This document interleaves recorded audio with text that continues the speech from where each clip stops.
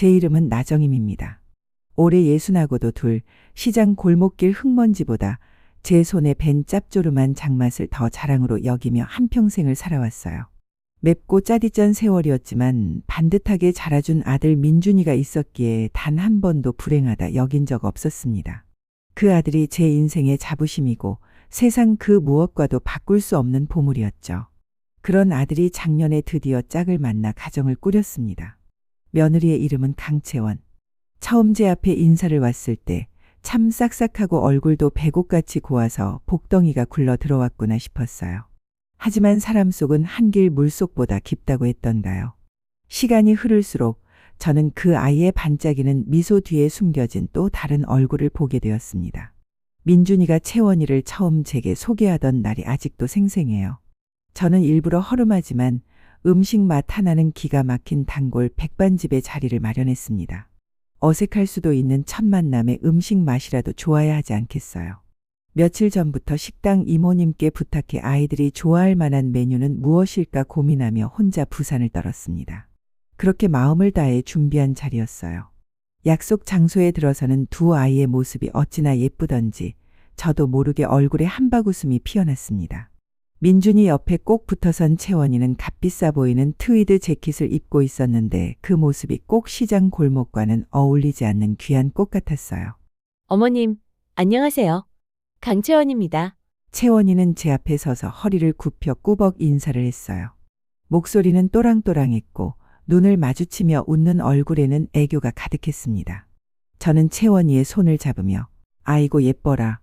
우리 민준이가 왜 그렇게 입이 마르도록 칭찬했는지 알겠네. 어서 앉아요. 라며 반갑게 맞이했죠. 식사가 시작되고 식당 이모님이 정성껏 차린 반찬들이 상위에 깔렸습니다. 제가 제일 좋아하는 묵은지찜부터 시작해서 간 무친 도라지 무침, 달큰한 어묵볶음까지 보기만 해도 군침이 도는 풍경이었죠. 그런데 그때 채원이가 작은 핸드백에서 무언가를 주섬주섬 꺼내더군요. 반짝이는 은색 케이스였습니다. 케이스를 열자 그 안에는 정교한 문양이 새겨진 개인용 수저 세트가 들어있었습니다. 아, 제가 밖에서 먹을 땐 꼭 이걸 써서요. 별건 아니에요, 어머님. 채원이는 아무렇지 않다는 듯 웃으며 식당의 수저 대신 자신의 은수저를 꺼내놓았습니다. 그 순간 푸근했던 식당의 공기가 순간 차갑게 얼어붙는 듯 했습니다. 우리 민준이는 그저 채원이가 워낙 깔끔해서 그래. 라며 어색하게 웃을 뿐이었죠. 애써 이해하려 했지만 제 평생의 일터인 시장과 제 단골집이 그리고 저라는 사람 자체가 비위생적인 존재로 낙인 찍히는 기분이었습니다. 그렇게 두 아이는 결혼을 했고 저는 새로운 며느리를 가족으로 맞이했습니다. 며칠 뒤 저는 평소보다 더 좋은 재료를 골라 정성껏 김치를 담갔습니다. 갓 결혼한 아들 내외가 입맛 없을 때 뜨끈한 밥에 물 말아 먹으면 좋겠다 싶어서요. 커다란 김치통에 배추김치와 갓김치를 가득 채워 아들 편에 보냈습니다. 일주일쯤 지났을까요? 채원이가 빈 김치통을 돌려주겠다며 저희 가게에 처음으로 찾아왔습니다. 훤칠한 키에 세련된 옷차림을 한 며느리가 낡은 가게 안으로 들어서자 손님들의 시선이 온통 그 아이에게로 쏠렸습니다. 저는 어깨가 으쓱해져서 우리 며느리 라며 자랑을 했죠. 어머님, 이거요. 채원이가 건넨 쇼핑백 안에는 제가 보냈던 김치통이 들어있었습니다. 그런데 통이 이상하게 무거웠어요. 뚜껑을 열어본 순간 저는 제 눈을 의심했습니다. 통 안에는 제가 보낸 김치 대신 백화점 로고가 선명한 비닐에 진공 포장된 김치가 들어있었습니다. 어머님, 드셔보시라고 가져왔어요. 저희 집은 늘 여기서만 사다 먹거든요. 염도도 낮고 훨씬 위생적이라서요. 어머님 김치는 저희 입맛에는 조금 짜더라고요. 저는 아무 말도 할 수 없었습니다. 제 김치가 버려졌다는 사실보다 제 마음이, 제 정성이 그렇게 쉽게 내쳐졌다는 사실이 더 아팠습니다. 하지만 저는 여기서 화를 내는 어리석은 시어머니가 되고 싶지 않았어요. 저는 평소처럼 온화하게 웃으며 대답했습니다. 그랬구나. 요즘엔 이렇게도 나오는구나. 고맙다, 아가. 제 대답에 채원이는 만족스러운 듯 웃으며 가게를 나섰습니다. 저는 그 아이의 뒷모습을 보며 텅 비어버린 제 마음을 가만히 쓸어내릴 뿐이었습니다. 어느 날 지역 방송국에서 저희 가게를 촬영하고 싶다는 연락이 왔습니다. 시장의 숨은 장인들이라는 프로그램이었죠. 저는 쑥스러워 사양했지만 PD의 간곡한 부탁에 결국 촬영을 허락했습니다. 카메라 앞에서 30년 넘게 해온 일을 설명하려니 어찌나 떨리던지. 그래도 방송이 나간다는 생각에 조금은 들떠 있었습니다. 방송 당일 저는 가게 일을 일찍 마치고 집으로 돌아와 TV 앞에 앉았습니다. 드디어 제 얼굴이 화면에 나오자 쑥스러우면서도 가슴이 벅차올랐어요. 그때 아들에게서 전화가 걸려왔습니다. 엄마, TV 봤어. 역시 우리 엄마 김치가 최고지. 아들의 들뜬 목소리에 저도 기분이 좋았죠. 그런데 수화기 너머로 며느리의 차가운 목소리가 희미하게 들려왔습니다. 자기야, 잠깐만. 어머님, 저 채원이에요. 방송 잘 봤어요. 그런데 앞으로는 이런 촬영은 안 하셨으면 좋겠어요. 제 친구들이 보고 연락이 왔더라고요. 저희 집안 사람들이 알면 뭐라고 생각하시겠어요? 사람들이 어머님을 어떻게 볼지 걱정돼서 드리는 말씀이에요. 걱정이 아니라 창피함이었을 겁니다. 저는 그날 밤 잠을 이룰 수 없었습니다. 제 삶이, 제 자부심이 며느리에게는 그저 감추고 싶은 치부일 뿐이라는 사실을 깨달았기 때문입니다. 그렇게 크고 작은 서운함들이 제 마음속에 차곡차곡 쌓여가고 있었습니다. 그리고 다음 해 제 63번째 생일이 밝았습니다. 애초에 기대를 하지 않으면 실망할 일도 없는 법이니까요. 저는 그저 평소와 같은 하루가 되리라고 그렇게 담담하게 마음을 비우고 있었습니다. 생일 당일 저녁 아들 부부는 고급 한정식집을 예약했다며 저를 데리고 나갔습니다. 화려한 음식들이 끝도 없이 나왔지만 어쩐지 모래알을 씹는 것처럼 맛을 느낄 수가 없었어요. 식사를 마치고 집으로 돌아왔을 때 채원이가 아주 환한 얼굴로 트렁크에서 커다란 바구니를 하나 꺼내왔습니다. 어머님, 생신 축하드려요. 제가 진짜 좋은 거 구해왔어요. 바구니 안에는 형형색색의 유기농 채소들이 가득 담겨 있었습니다. 그런데 그 속에서 유독 제 눈을 사로잡는 것이 있었어요. 비닐에 포장된 푸릇푸릇한 쪽파 한 단이었습니다. 제가 매일 새벽 경매장에서 최고급으로만 골라오는 윤기가 자르르 흐르는 그 쪽파와는 비교도 안 되는 그저 그런 마트의 평범한 쪽파였죠. 요즘은 다들 이런 거 먹는데요. 시장에서 파는 것보다 훨씬 깨끗하고 안전하대요. 어머님 건강 생각해서 제가 특별히 준비했어요. 건강의 기본은 깨끗한 식재료잖아요. 그 말을 듣는 순간 저는 잠시 무슨 말을 해야 할지 몰라 숨을 멈췄습니다. 제 평생 누군가에게 이런 모욕을 당해본 것은 처음이었습니다. 이것은 성의가 없는 것을 넘어 제 62년 인생에 대한 명백한 무시였습니다. 저를 자신과 동등한 어른으로 남편의 어머니로 존중하는 마음이 눈꼽만큼이라도 있었다면 결코 할 수 없는 행동이었죠.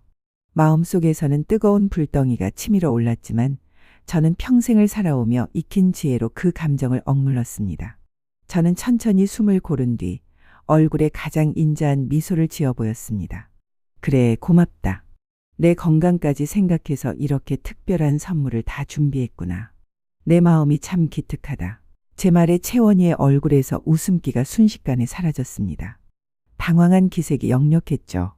아들 민준이는 이제 고개를 푹 숙인 채 아무 말도 하지 못했습니다. 거실에는 무겁고 차가운 침묵이 흘렀어요. 저는 자리에서 일어나 그 쪽파 한 단을 들었습니다. 그리고는 부엌 찬장 가장 깊숙하고 눈에 띄지 않는 곳에 그 쪽파를 조심스럽게 넣어 두었어요. 마치 귀한 보물을 모셔두는 것처럼요. 이 쪽파 한 단은 언젠가 반드시 제 값을 치르게 될 겁니다. 가장 확실하고 가장 통쾌한 방식으로 말이죠. 시간은 무심하게 흘러 계절이 두어 번 바뀌었습니다. 그리고 마침내 그 기회가 찾아왔습니다.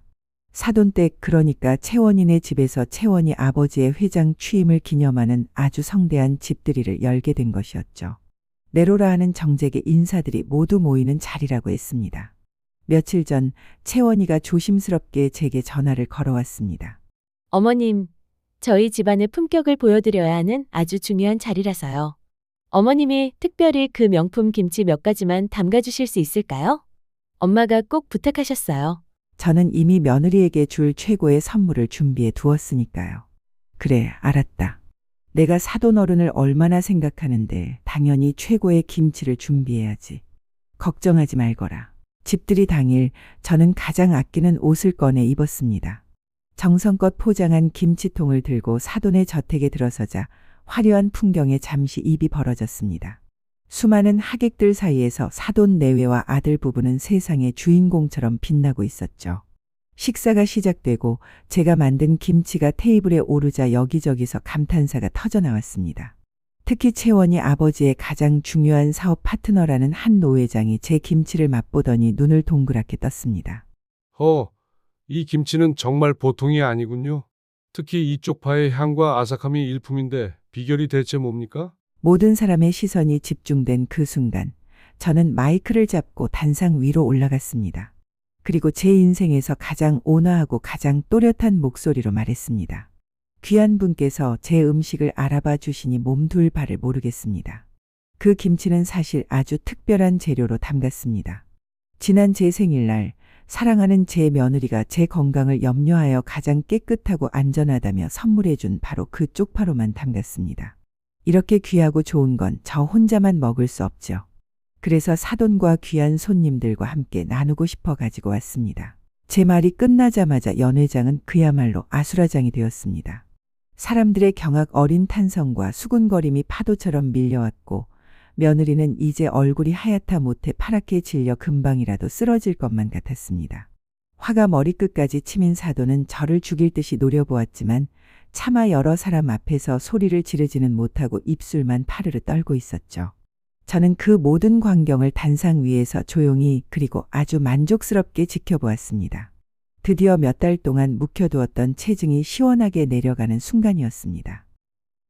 그날 밤 집으로 돌아오는 차 안의 침묵은 숨이 막힐 지경이었습니다. 아들은 저를 엄마라고 부르지도 않았습니다. 어머니, 어떻게 그런 망신을 주실 수 있어요? 어떻게 모두가 보는 앞에서 장인어른 회장님 취임식을 채원이랑 제 얼굴을 이렇게까지 짓밟으셔야 했어요? 저는 창밖을 바라보며 조용히 대답했습니다. 나는 망신을 준 게 아니다. 나는 사실을 말했을 뿐이다. 내 아내는 내 김치를 버렸고 내 가게를 부끄러워했으며 내 30년 세월을 마트 쪽파 한 단으로 무시했다. 나는 내 아내가 내게 보여준 존중을 그대로 돌려준 것뿐이다. 제 말에 아들은 대답을 하지 못했어요. 그저 거친 숨을 몰아쉬며 핸들을 잡은 손에 힘을 줄 뿐이었죠. 닷새 만에 아들에게서 전화가 걸려왔습니다. 전화를 받자마자 아들은 아무 말 없이 흐느끼기 시작했습니다.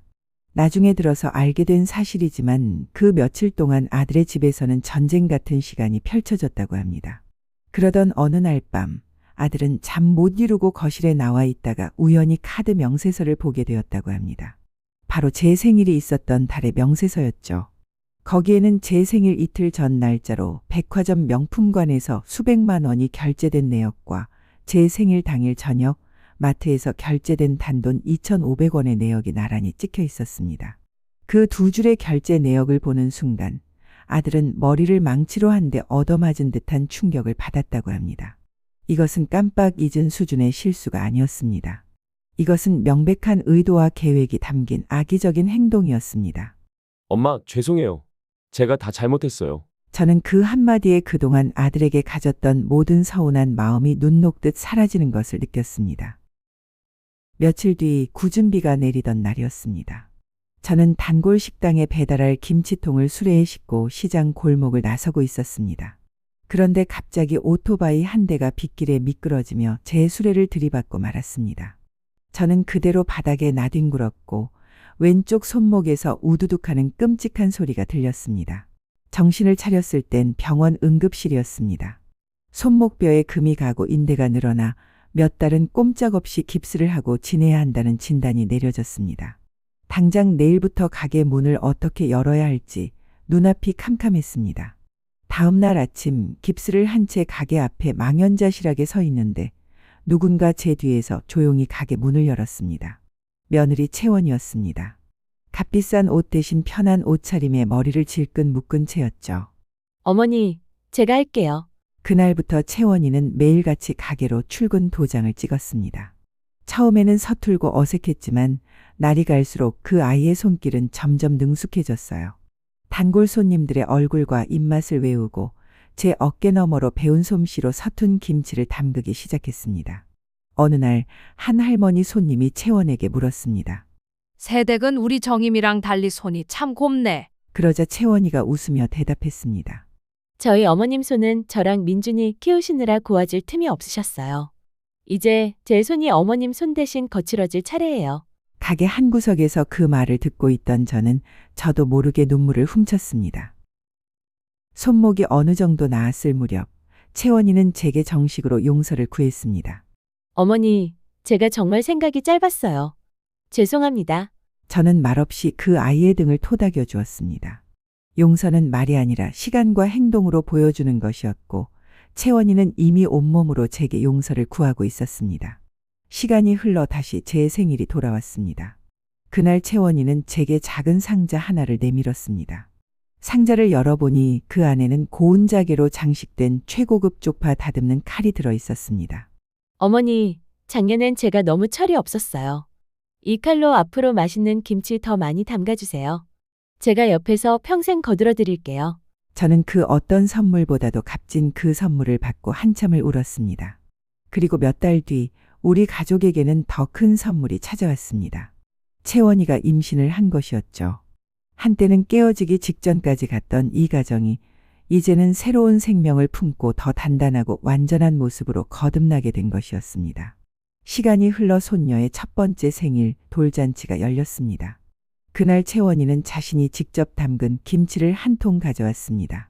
제가 평생을 지켜온 방식 그대로 최고의 재료로 담근 김치였죠.